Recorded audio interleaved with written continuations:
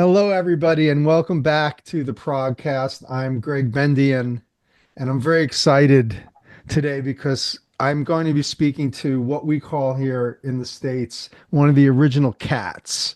And he is certainly one of the progenitors of music that we love, bringing together worlds of musical style from psychedelic to rock to blues to soul to, dare I say, progressive and my guest today is such a special artist. He is a singer, he is a writer, he is a performer, unparalleled in his presentation of music on stage, incredible influence on so many singers that are doing what they do today. And I'm very happy to welcome Arthur Brown to the program. Hi, Arthur. Hey, Craig. Oh, How well, that are was you? a very elevating introduction. Thank you. Well, sir, it's all true. And I definitely have a lot of curiosity about your work and your career because I came into, uh, I guess it would have been called pop music or rock music at the time when we had Peter Gabriel and we had David Bowie and Todd Rundgren and Kiss. And I think you know where I'm going with this, but it seems to me that you had a huge impact on these artists in terms of presenting yourself, how you present yourself on stage, your look, your demeanor, your actions. And just for fun, I wanted to say that I happen to know for a fact the Todd Rundgren reference because Todd's new Blu-ray DVD, which I play drums on, is called The Unpredictable Todd Rundgren, and we do Fire by Arthur Brown on that record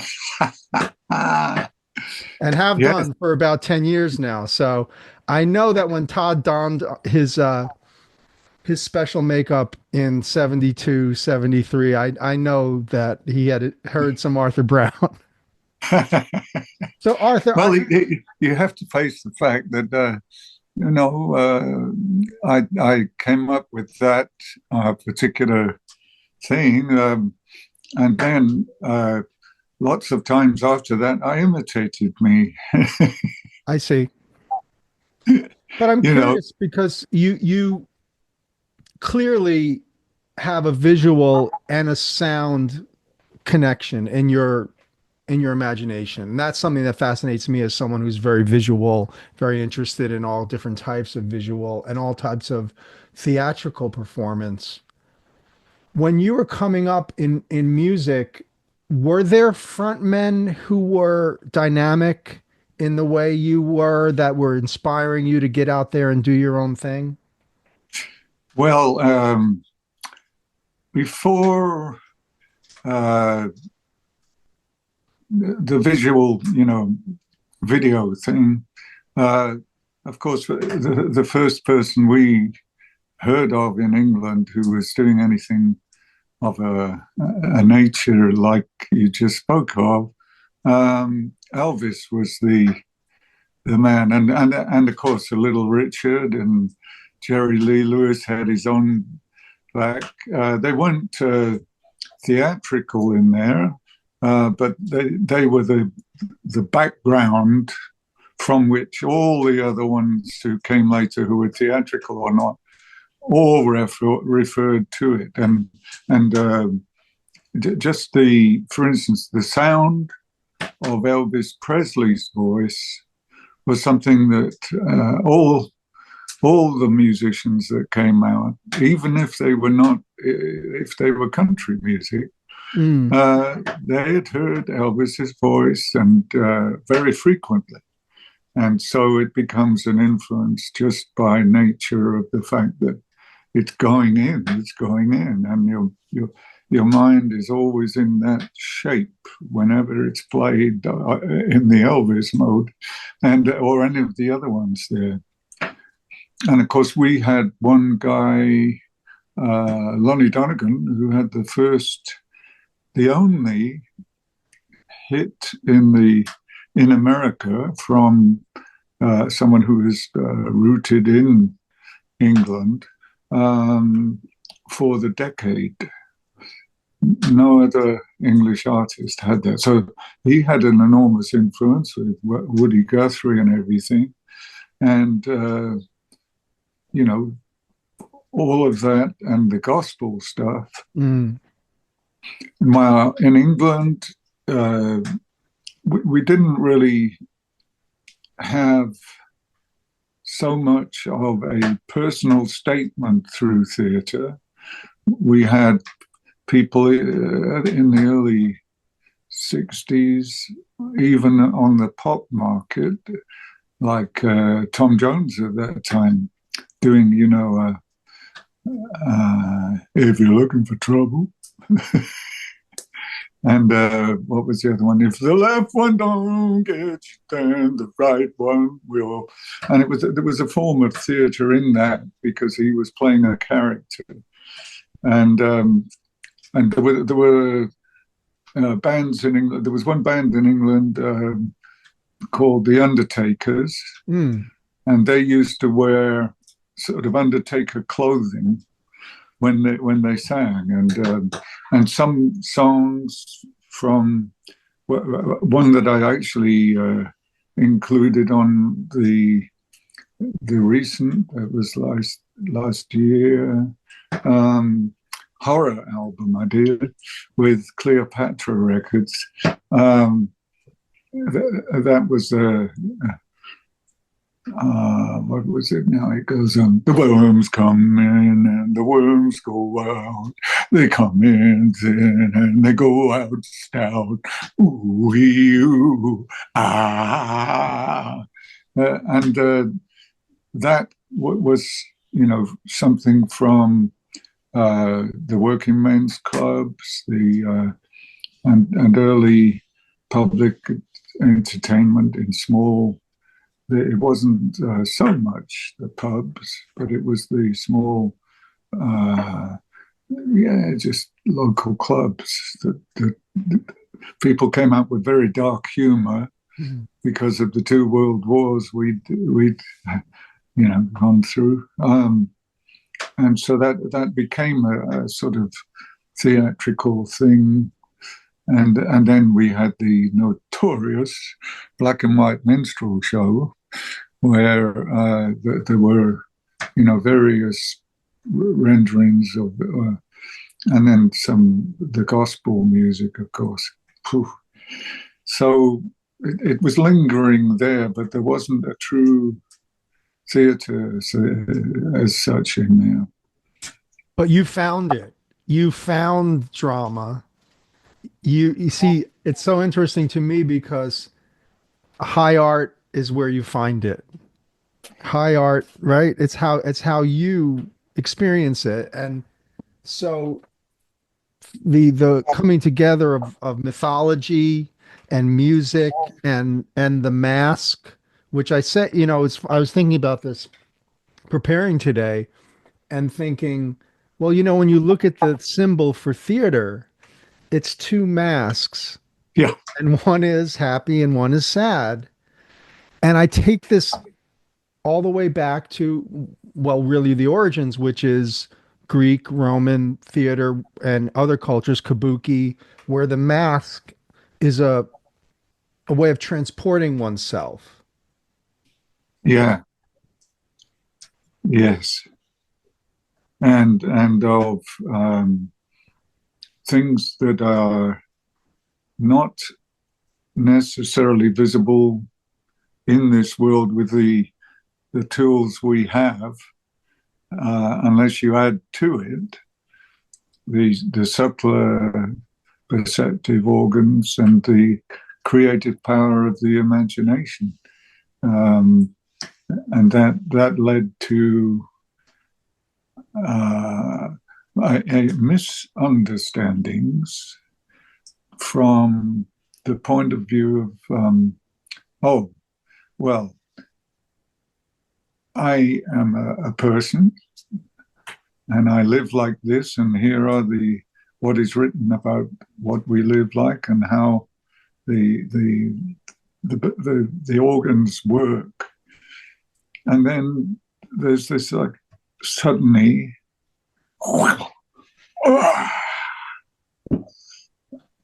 I want to get people. Anger, or fear, or a joy, or come in, and so they go, well, where on earth does that come from? Because I have it in here. So, oh yes, it will say that whatever created everything is a god, and so if there is a power that is not in a visible container on the earth, then it must be something that comes down and visits me, and therefore all the emotions and the conditions are the embodiment of gods.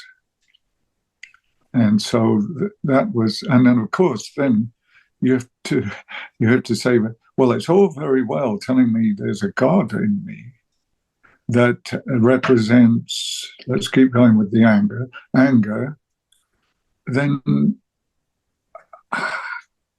it can't be a complete God unless in some way it's got a shape. And we are creatures that see things. Basically, that's what we, in our culture, rest ourselves on primarily, is visible and tangible. And so, okay, then in that case, we've got to say there is an appearance of that God in this world. What does it look like? And so anger is like bubbling and hot, and so we'll make a face like that, and it must, of course, it's coming all the way down, must have wings to get here. And so the god of war, for instance, has wings, and all of the other ones, actually, particularly the ones we see them as the angels surrounding God, and then the demonic angels that fell from onto the earth, and hell appeared, and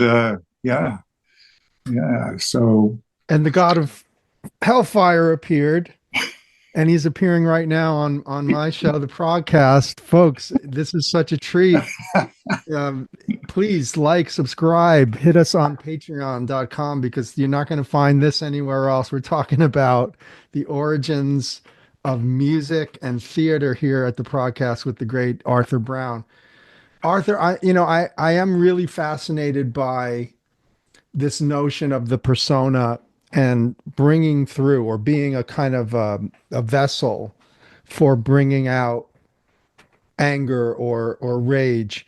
And this is interesting to me because you've triggered something which, when I listen to your screams early on, you're also setting up heavy music and singers that are going to be like King Diamond and the guys from I can't think, a Slipknot. So you see all these bands that are channeling dissatisfaction with the life that they're faced with, right? It's an expression of this anger, this rage, this dissatisfaction. You're interesting to me because you come in at a time where that's really the transition from a conservative England, America, whatever you want to say, Cold War. And then we're moving into an opening up, right, of the 60s, where it's now about wide-ranging ideals, criticism of what's going on, that, the wars are not cool, and there are certain things that we need to address in the music. And I was wondering if you could talk about that a little bit as someone who's there at that time, and you're choosing to shock people a little bit, to sort of jostle them a little bit. Is that fair? Yeah. it's also the time when sort of a wide appearance of Freud was in the air. And so you had this idea of, I remember standing on a bridge I was a student in King's College doing law, which I didn't finish.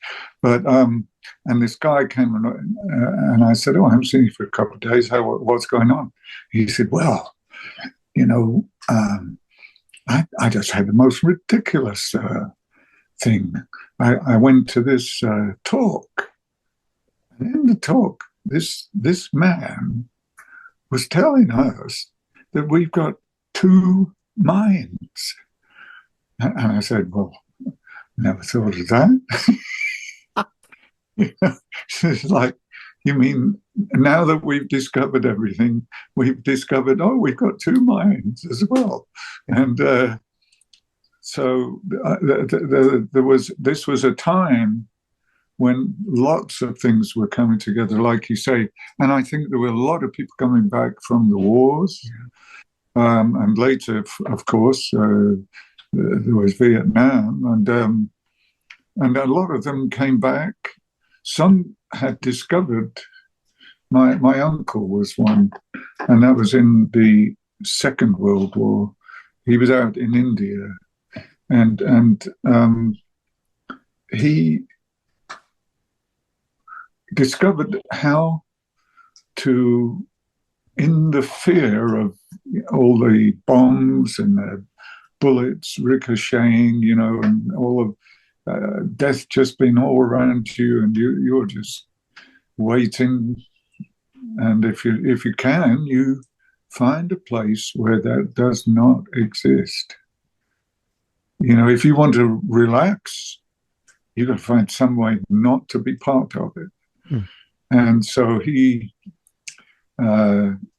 later went to one of the more recent guru, if you like, figures, who had a main technique, and I was examining it, and so I said to the guru, would you show my uncle? He's 94 now, so he's not got long to go, and he's not going to be able to much abuse anything that you might teach him. And he said, no. He's not been here. If I tell him what you want me to, it'll be in an area that he must have done the preparation. And so I said, yeah, but he's 94. His time's running out, you know, why would you just do it for me then, you know? And so he did, and as he went through, he came to the last bit and said, oh, my uncle said, oh, I know this place. That's where I was in the bunkers and all of those places. That's where I ended up. And it was not, you know, that was a parallel thing that happened to a lot of people.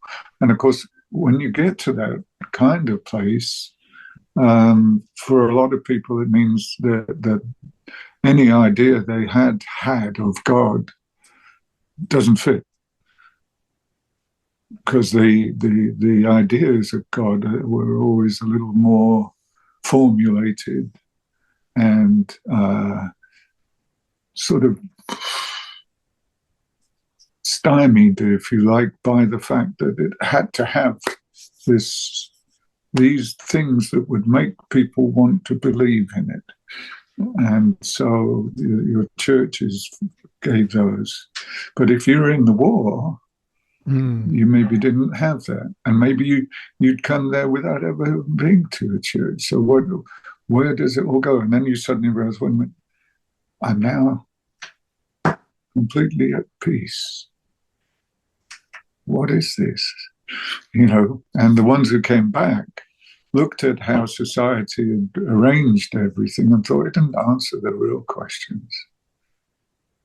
So that then, for me, I kind of looked in I was born in Whitby in Yorkshire, and that is a place that is, when England was trying to complete its radars around the coast of England, one of the places where they were perfecting the radar was in Whitby, because it had an aerodrome nearby, and it was close to the coast. And my grandma had a hotel there, and that was blown to dust. And we in the daily paper, which came around to look at the dust, were pronounced. They didn't know that we had a very big underground air raid shelter, and that we were all in there. The house itself was blown from existence. You couldn't, because my mother went up. My grandma said, "Go and see if the windows are still in the glass." And she came down and said, "It's not even any walls. It's all." Must have been a direct hit. And so that was also a little later, the time when my father moved down into London to become a policeman. Before he was, so that would have been, 1941 or something like that. And he became PC 602 in the Metropolitan Police Force. And it was the time where sometimes your wife or family were allowed to go down with you to where you were serving. And so he was down there and had got a little house, and it was on the streets on Whip's Cross Road. So it was a terrace house. And one day my mother was taking me for a walk in the pram down the road outside. And we got about 200 yards, and she thought, "Oh, this is such a lovely day. I'll take his brother as well, who was 2 years older than me." Turned around, picked him up. We got about 300 yards down the street, and there was this huge explosion behind. And my mother was already very, let's say, if she heard a sound like a bomb or a plane approaching, she would be on the floor or in a cupboard instantly. She couldn't control it. And so she was walking down the street, this big explosion. She turned round, and that house had been bombed as well. Luckily, we weren't in it this time.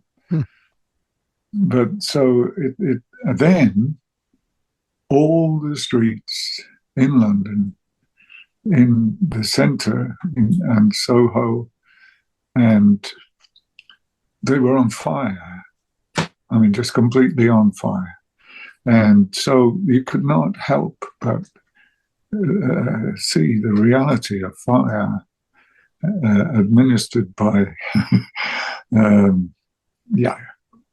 people on people. So again, that kind of tore life apart, and the idea of God is good and all of this became, you have to have a particular way of looking at it to see all that terribly quickly at this moment. And of course, everybody started to read the Bhagavad Gita, which was a way of saying, if you're a warrior, that is your part in all of creation. You are a warrior, and a warrior must carry out the battle. So many people found great comfort in that. But I also used to sit in the front room where there was a coal fire, and I used to just watch it. I mean, there wasn't much going on unless you wanted to jump up and down on the ruined houses and things. So, and some days the noise of the plane would come not at night, but during the day.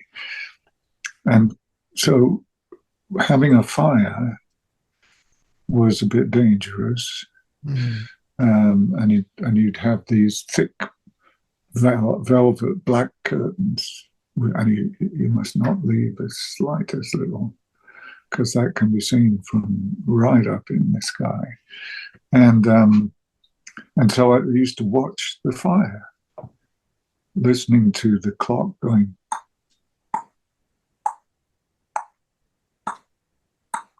and then the flames flickering a bit and giving their sounds, and the colors changing as the gases came out of the coal.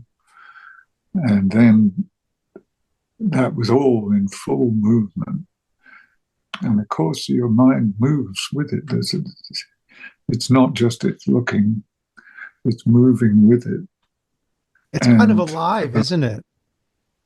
Yes, it is. And I think anything that's elemental, it's got life. It is life. And the thing was that as you kept listening and watching, the fire got its heart, the really hot bit in the center, and that just moved not as fast as the, as the gas comes out and sort of sends out a green jet and all that. Suddenly there's the heart, which is pulsing, but it's gold white.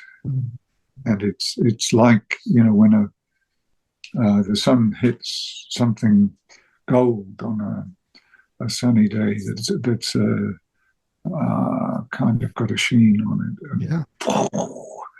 And so at that point, you get to that place that my uncle got to, avoiding the bombs. And your mind becomes almost totally still.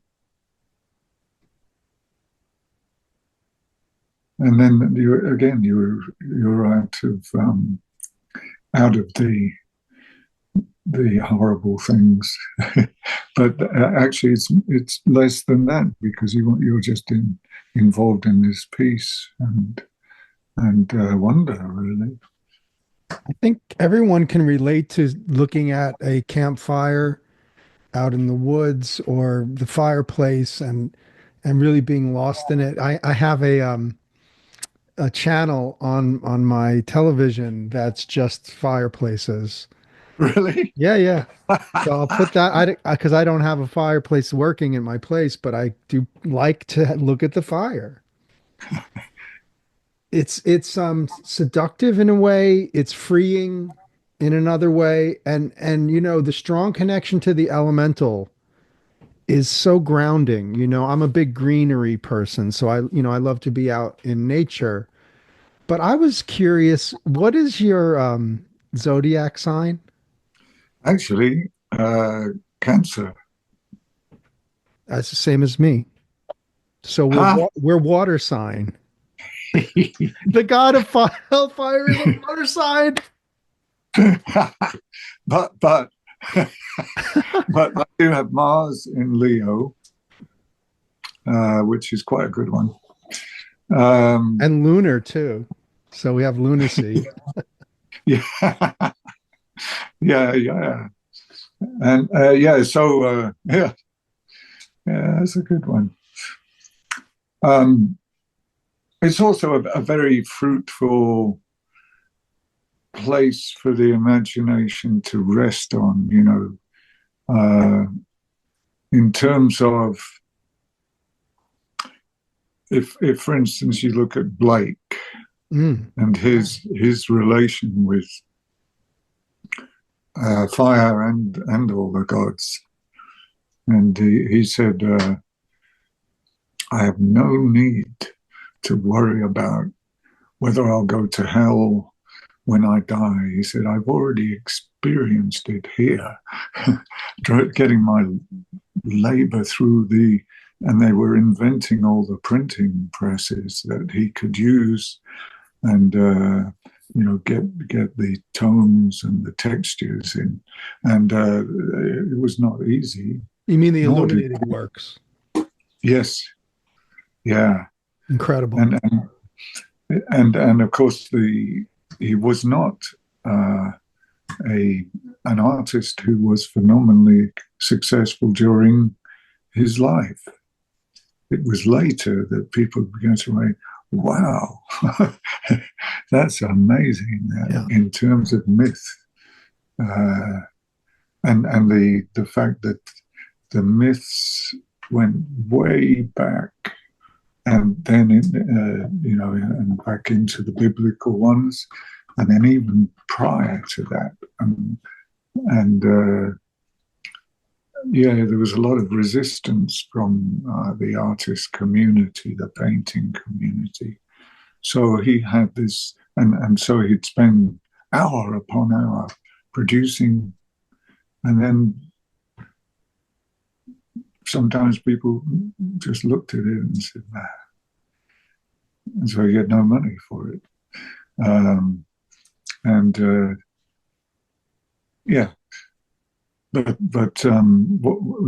He said that was hell enough for him. But it's so cool that you bring up Blake and this notion of how does man engage with the heavens, and how does man look at good and evil, and where do we fall in that as human beings? Yes. Yeah. And where does it stop? Is the imagination only limited to those two minds that came up in the... Well, where do they merge? What's the... Where do they merge? Where do they... What else is there? Mm. What else is there? What does that mean about what it is to be a human being? And it's interesting that this is a time where everything's that is, say, human is falling apart in terms of all the structures. If one way I like to look at it is we're heading for total dissolution. And so we need, the nearer we get to total dissolution, the structures we've built don't work. And so then you have to say, well, okay, if we're getting nearer, what is there that I can have as an identity for myself? And what is the creation? What does it mean to create? And how are we going to possibly be able to build things and make a world that will answer the human? It's a quandary, really, isn't it? It is, because you mentioned Freud, and you're mentioning, our Blake and our better angels and our devil side, and this dichotomy is always a problem for humanity, and we all address it in different ways. I mean, I always say to my students and my musician friends is, we have music. Like, that's our safe haven. That's our belief system, really. And I don't know that people who aren't in there know exactly what that feels like. But it's a special thing, Yeah, and there you get it.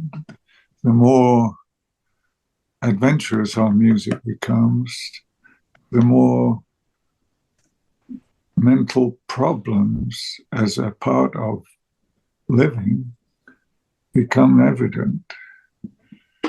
And, whether it's the music that's a response to the unease of a questioning mind, or whether it's the other way around, or whether there are,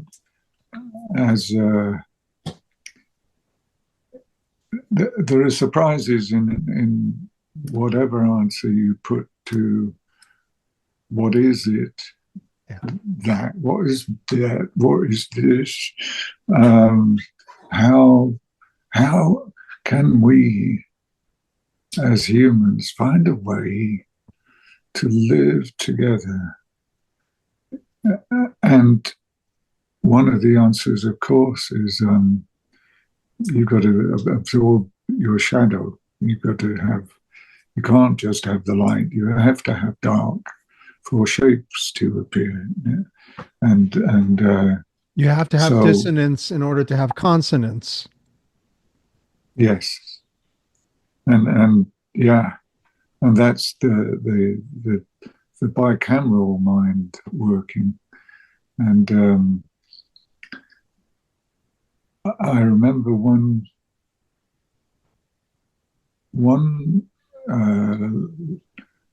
lecturer who was sort of a student of myth and all the answers that pose to, and he decided he heard about the Mexican answers to these questions and the shaman and all of that, and he was shown some work and a piece of art, I think it was as well, by one of the greatest of those, and so he wanted to find them, but of course in those days they were still quite hidden, as it were. It wasn't a public thing. So he tried and he tried, and he'd not got very far down any line in that way. He went to Mexico, and he applied for a job at their main university in Mexico City. And he eventually was invited into the dean's study, and the dean talked to him, and he told the dean why he was there and everything. And it became apparent during the meeting that the dean was in actual fact the head of the shaman. And so he started to outline that, and he said, there was a time in history, way back, where my people and various other peoples, chose to develop one part more than another of the mind, and your peoples had the intellectual, as a more firm basis for all of their inquiries. And I just thought that, and he said, now that we seem to be meeting a little, and that hopefully that'll produce something quite different. And people have maybe more tolerance and more capacity to feel, and some people call it love or whatever they want to call it. So yeah, and of course in that tradition, the theatrical ritual was prominent, and also the taking of ritual substances, and that was, a total different way of living with nature than we had ended up with. and so they had some very important, and interesting conversations. Yeah. Is performing something that you're still doing now? Is it cathartic for you? Is it exciting for you? What is the experience like for you now, this far on into your artistic journey? Well, it is still exciting. It is still a place where I am happy when I'm transported out of what appears to be myself. And then there's sometimes the different levels appear, and it's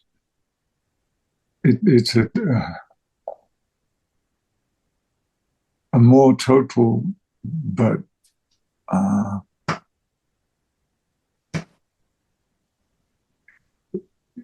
consuming and wonderful. And I when I'm at the height of a performance, then I do step outside. There's still a level of me that's doing the ritual part of it, or suddenly I'm burst out of that, and the band too. We musically it'll go improvising, and other parts of it will just disassociate from, and then suddenly you're back into the and doing the whatever role it is in the theatre, and also at the present time, this show that we're doing now was begun at least 7 years ago, and it's Claire Waller, who is our theatrical, creative director, and that's a very magical word as to what it actually means. You can think, they must be concerned with the music, and then you read down, management, they do the management. The visuals, as well as the music, as well as transportation routes to get us, and because the thing that is driving so along for places, you finally hit the point of we're going to actually drive, and that's going to be a form of art for us in terms of appreciation of the beautiful places we go to. And then sometimes you want to see the big city. Some cities are astoundingly, the buildings are wonderful. Yeah. And some of them, there's real need, greed, and horror, so you get a good balance out of that, and that keeps you. By the time you get on stage, you're already in a place holding the whole thing. And Claire, of course, as the creative director, is the one who's holding the vision that Claire and I came up with. It's a story, and it has many characters, all with a different costume. And then the band like to also costume and be very active on stage. What is the concept for the new show? Its title is The Human Perspective. So it talks about all of that we've talked about now. I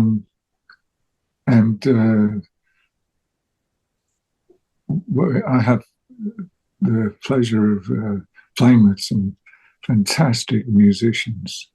And we're all in the same,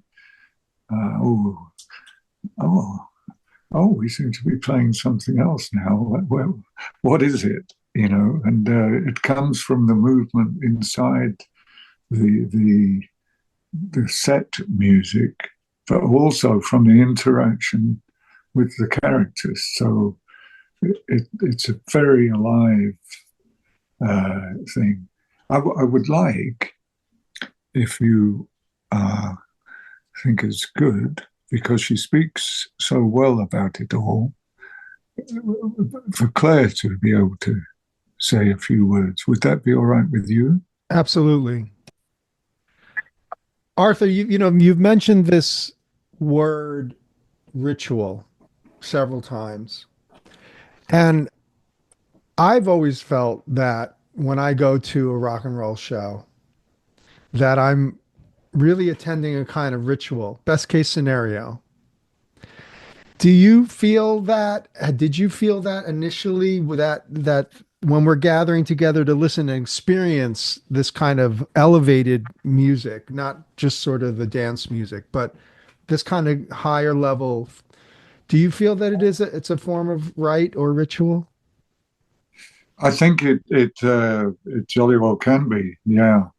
And in my case, I felt that even the dance bands, it was an element of it that the body's rhythm is such an ancient language. Mm. Just the movement and maybe a joyful,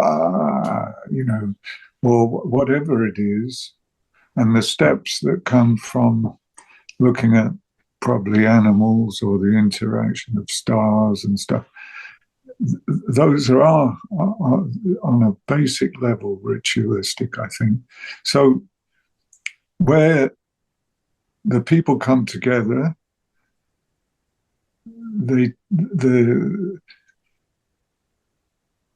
some of the music that is really popular is incredibly simple. Mm. And because it has links with the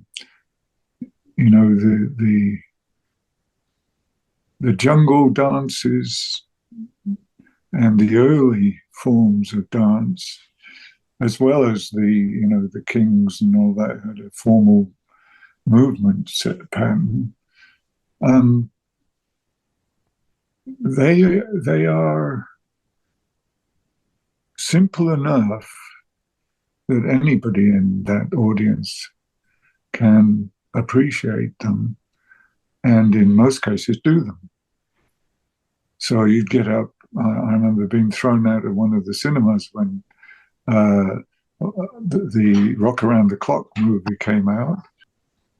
I think that, for instance, if you are in a form of being that at that time is free from all thoughts and patterns and stuff, then whatever you do is a ritual. And then if you are like a master in that form, your life is that ritual. So you don't have to necessarily do what normal is perceived as a ritual. Anyway, I like that very much. It makes sense to me. Does it feel ritualistic when you're brushing your hair, for instance? I think on one level it does. Ha! There you go. So here comes Claire too. Claire Weller. Hello, nice to meet you. I'm so happy to speak with you and Arthur about this new tour, this new show, the things that are happening currently.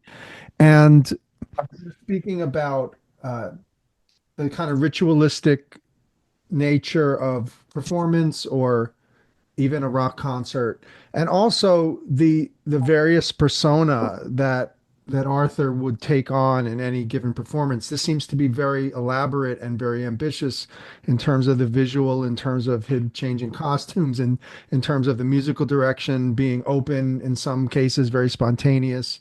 Could you talk a little bit about the show? Yes, it's actually been sort of 5 years in the making because of COVID, essentially. But the whole purpose of it really was for Arthur to encapsulate, in a way, what he was trying to say with the God of Hellfire, because it's quite a gothic image, and it's embraced in kind of metal and various other forms, but actually it's about finding love, as in greater love. You are love and you are loved. So burning everything to get back to the true essence. So essentially we set out to create a show that showcased that album of what it was really trying to say, because in essence that has been Arthur's life of he stopped doing it because of all the sort of attachments and stuff that was coming from it, and then went off always sort of on an inward journey, really. And at the time when we started this, one of the quotes, we have a mind map, and it says, the greatest exploration is in this political era is an inward journey. Yeah. So the characters, there was a lot of kind of dreaming, strangely enough, on my behalf. A lot of stuff came out via dreams. Mm. And the guys were initially sort of the four apocalyptic horsemen. But what they are is the counterparts. So it's what the story is trying to say is, who are we? And in a meditative sense, you're just an essence that, stardust came in as a being, and it will pass back into that. So the story really is Arthur beginning in shadow form with the song called Bubbles, where nothing's going to trouble, I'm in my bubble. Because truthfully, none of us need to be troubled by anything if we can just stay true to our essence.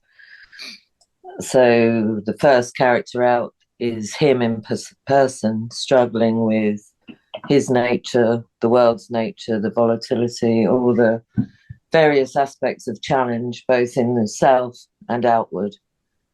And then it's a travel through the different types of guise of ego that present in person, and also those outward people that come towards you who actually are you.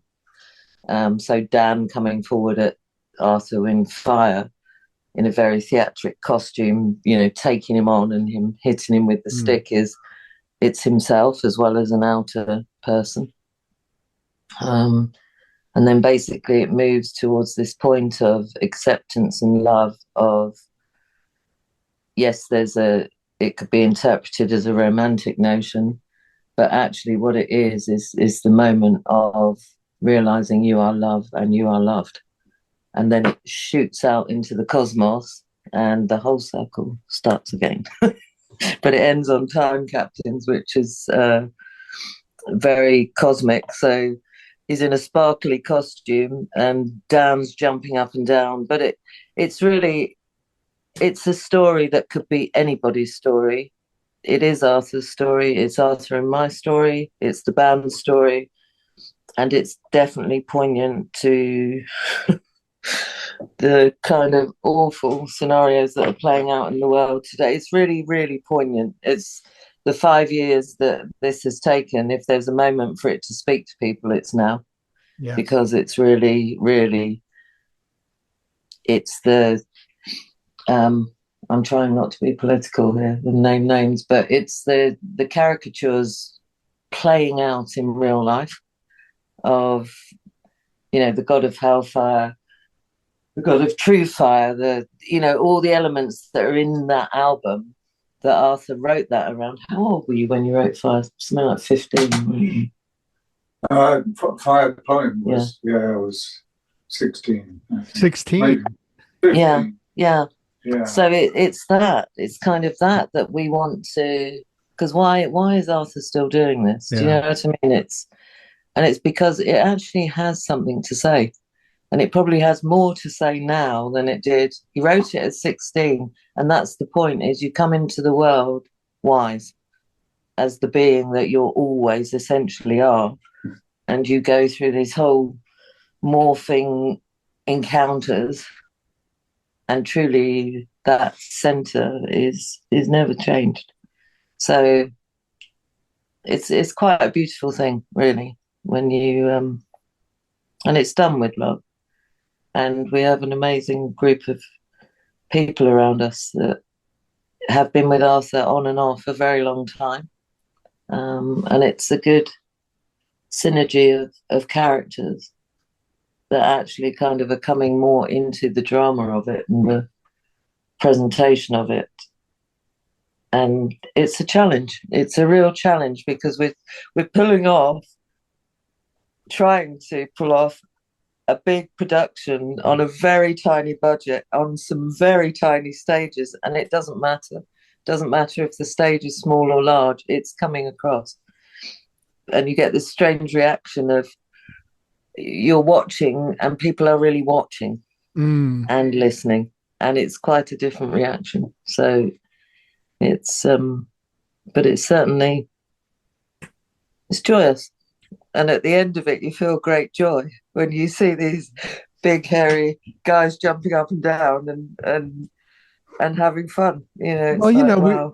we spoke earlier, Arthur and I, about catharsis and what that is and what theater brings with that and what music brings with that. Claire, where is the show going to be going, and will we see it in America? We've got a lot of dates this year. This is probably the most successful year for Arthur. I think that really is worth celebrating at 82. And we're going all over the UK in various festivals and tour dates. We're going to Germany. We're going to Denmark. We're going to Czech Republic. We're going to Sweden. We're going to Norway. We're possibly going to Finland. We're going, did I say Germany? We're in Germany. We're in Paris. We're going to Paris. That's really exciting because that's where Arthur started.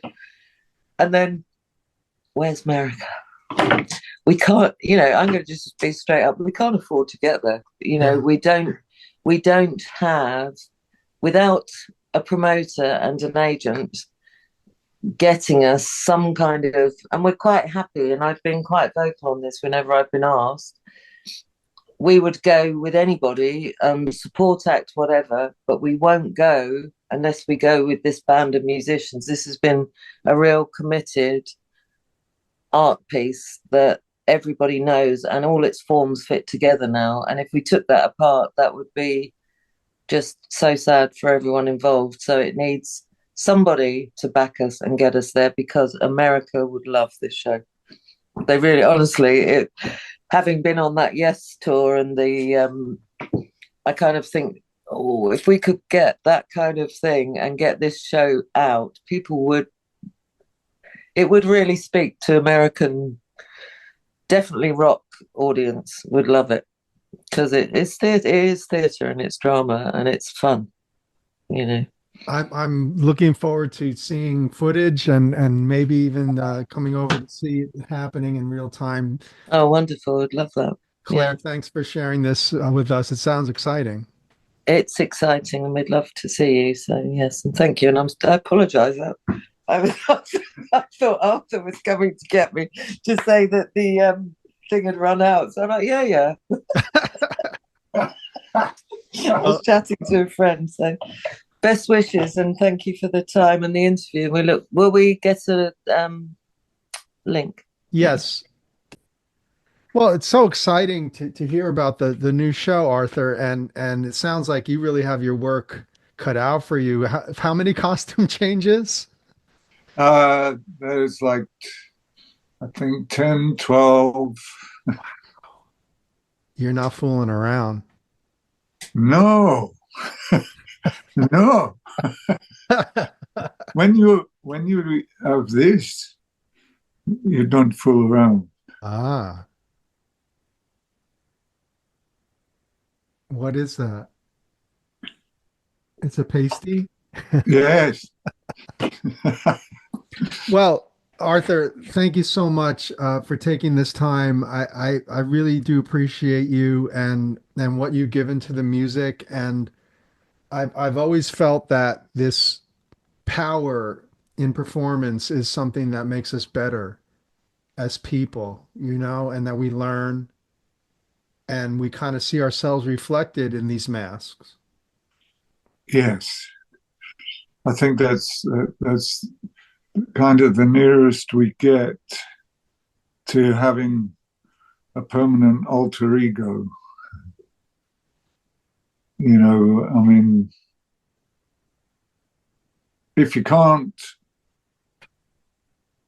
just thinking of two masks and then the head, that's three people in one person.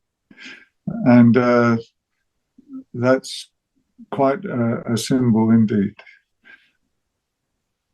And you certainly bring it to life. Arthur Brown, you're the best. Thank you so much for taking time to chat. Patrons, hang on because we are going to do a lightning round with Mr. Brown. And I have a few questions. I'm going to ask him a little bit about Captain Beefheart and a couple of other people. So I think we'll have fun with that. Arthur, thank you so much. Thank you indeed, Craig. And I'll look forward to hearing it and seeing it. Yes, sir. All right, everybody. See you on the flip.